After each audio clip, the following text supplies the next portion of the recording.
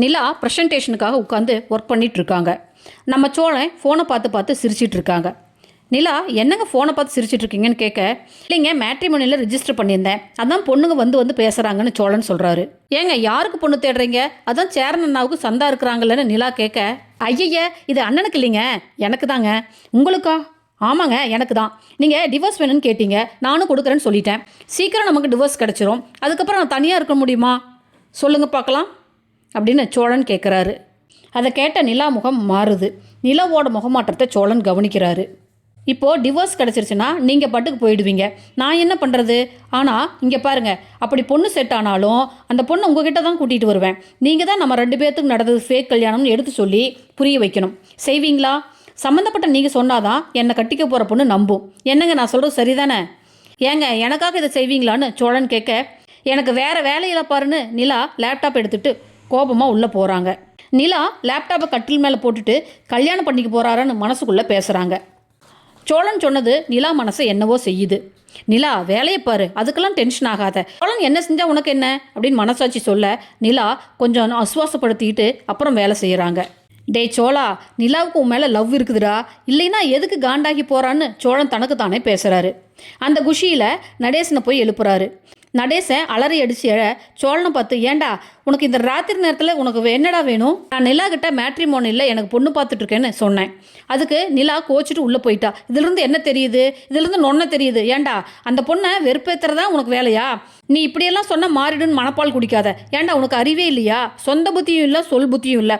உன்னோட அண்ணன் தம்பிகளை பாரு, இந்த விஷயத்தில் எப்படி இருக்காங்க, நீ மட்டும் ஏண்டா இப்படி பண்ணுறேன்னு நடேசன் திட்டுறாரு. பொய்யா ஓல்டு மேன், உனக்கு லவ்வை பற்றி என்ன தெரியும்னு சொல்லிட்டு உள்ளே போகிறாரு சோழன். சோழன் நைட்டில் எழுந்து தண்ணீர் குடிக்க போக நிலா ரூமில் லைட் எரியுது.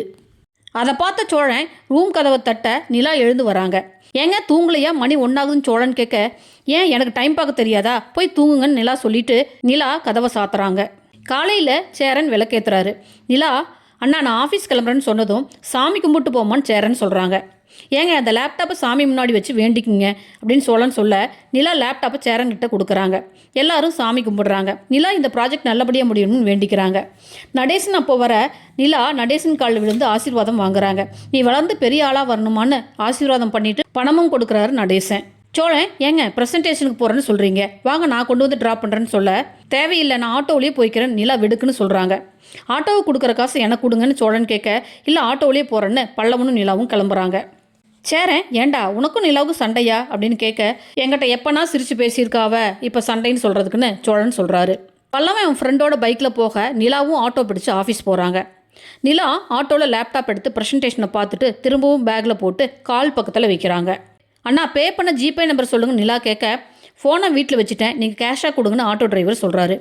கேஷானு நிலா கொஞ்சம் பதட்டமாகி லேப்டாப் பேக் எடுக்காமலே மறந்து ஆட்டோலேயே விட்டுட்டு இறங்கி கேஷ் கொடுத்துட்டு ஆஃபீஸ்க்குள்ளே போகிறாங்க.